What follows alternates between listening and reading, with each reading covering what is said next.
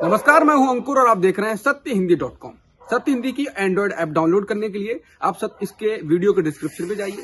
वहां पे आपको एक लिंक मिलेगा जहां से आप ऐप डाउनलोड कर सकते हैं। अब एक नजर डाल लेते हैं अब तक की खबरों। सुप्रीम कोर्ट आज यानी सोमवार को प्रदर्शनकारी किसानों को दिल्ली की सीमाओं से तुरंत हटाने की मांग करने वाली एक याचिका पर सुनवाई करेगा। इसके अलावा कृषि कानूनों को चुनौती देने वाली कई याचिकाओं पर भी सुनवाई की जाएगी। वहीं इस बीच सरकार और किसानों के बीच गतिरोध जारी है। 7 जनवरी को केंद्र और किसान संगठनों के बीच हुई 8वें दौर की बातचीत भी बेनतीजा रही थी। आज की सुनवाई को अहम माना जा रहा है क्योंकि केंद्र और किसान नेताओं के बीच अगली बैठक 15 जनवरी को होनी है। नेपाल के प्रधानमंत्री केपी शर्मा ओली ने देश में जारी राजनीतिक अस्थिरता के बीच एक बार फिर से भारत के साथ सीमा विवाद का मुद्दा उठाया है। इंडियन एक्सप्रेस की रिपोर्ट के मुताबिक नेपाली प्रधानमंत्री ने रविवार को कहा कि उनका देश कालापानी, लिम्पियाधुरा और लिपुलेख क्षेत्र को वापस लेकर रहेगा। ओली ने रविवार को नेपाली संसद के ऊपरी सदन में कहा, यह मुद्दा विदेश मंत्री प्रदीप ग्यावली की 14 जनवरी से होने वाली भारत यात्रा में उठाया जाएगा।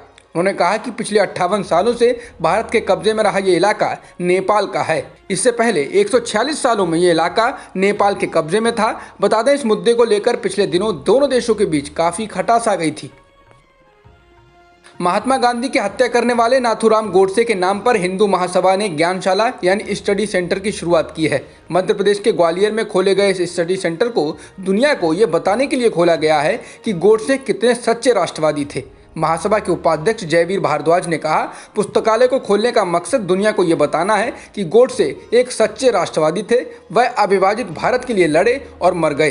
पुस्तकालय का उद्देश्य उनके सच्चे राष्ट्रवाद को स्थापित करना है, जिसे आज के अज्ञानी युवा नहीं जानते हैं। बिहार विधानसभा चुनाव के दौरान बीजेपी ने वादा किया था कि एनडीए सरकार की वापसी पर वह राज्य के लोगों को मुफ्त में वैक्सीन देगी। अब एक और चुनावी राज्य पश्चिम बंगाल में मुख्यमंत्री ममता बनर्जी ने मुफ्त वैक्सीन देने का वादा किया है, तो बीजेपी ने इसे चुनावी स्टंट बता दिया है। ममता बनर्जी की इस घोषणा पर बीजेपी भड़क गई है।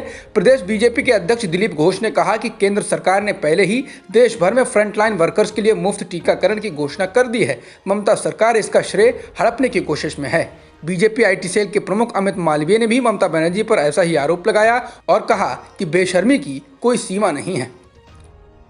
बिहार के सत्तारूढ़ गठबंधन में उठापटक की खबरों के बीच जेडीयू ने कहा है कि उनकी पार्टी एनडीए के साथ मजबूती से खड़ी है। पटना में जदयू की 2 दिनी बैठक के बाद लोकसभा में संसदीय दल के नेता राजीव रंजन उर्फ ललन सिंह ने कहा कि बिहार के मुख्यमंत्री नीतीश कुमार और जनता दल यूनाइटेड एनडीए के साथ है और मजबूती से एनडीए के साथ रहेंगे।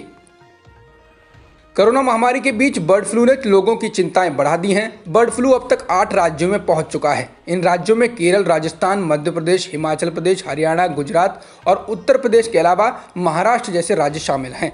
वहीं महाराष्ट्र के पशुपालन आयुक्त का कहना है कि बर्ड फ्लू के प्रसार को रोकने के लिए परभणी और लातूर के केंद्रों से 1 किलोमीटर के दायरे में पक्षियों को मारने के आदेश दे दिए गए हैं। इंडियन एक्सप्रेस के मुताबिक उन्होंने कहा कि 10 किलोमीटर का सर्विलांस जोन बनाया गया है और स्थिति पर कड़ी नजर रखी जा रही है।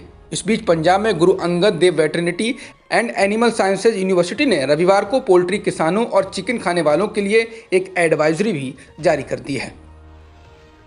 प्रधानमंत्री मोदी आज सभी राज्यों के मुख्यमंत्रियों के साथ कोरोना वायरस और टीकाकरण को लेकर वीडियो कॉन्फ्रेंसिंग के जरिए बातचीत करेंगे। भारत में कोविड-19 का टीकाकरण अभियान 16 जनवरी से शुरू किया जाना है।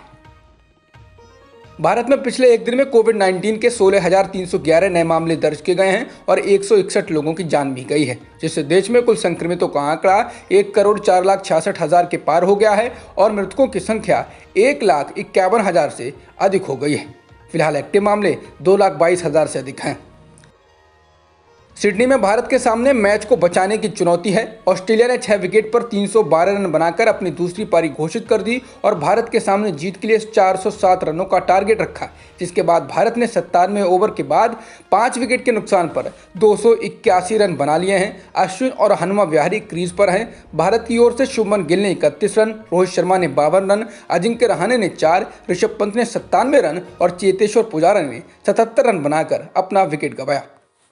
अब तक की खबरों में इतना ही। बाकी खबरों के लिए बने रहिए सत्यहिंदी.com के साथ। सत्य हिंदी का ऐप डाउनलोड करें गूगल प्ले स्टोर पर।